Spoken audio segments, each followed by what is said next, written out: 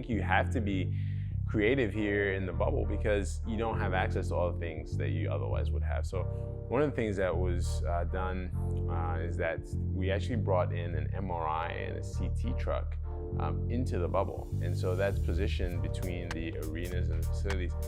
And I would say that the MRI has been super critical because when you have a restart like this, players are at risk for soft tissue injuries, and that's things like hamstring strains, Achilles tendon ruptures, all of the things that typically will come about as a result of overuse injury. And so we have a lower threshold to use the MRI in order to appropriately identify players who are at risk of overuse and potentially progressing to a full-blown injury, rupture, or strain.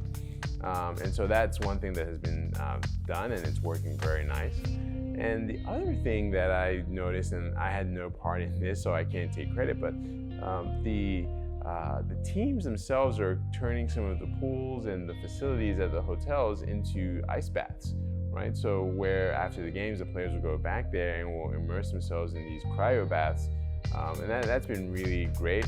And then beyond that, some of the teams have been taking advantage of some of the portable machines that can aid with recovery. I actually myself use one of the machines just to see if it works. I've been battling with some medial condylitis for the past few months, and I hooked myself up to one of the machines and actually worked great. My elbow feels really good. So it's allowed, I think, some of the trainers and some of the teams to think outside of the box and to embrace some of the cutting edge technology.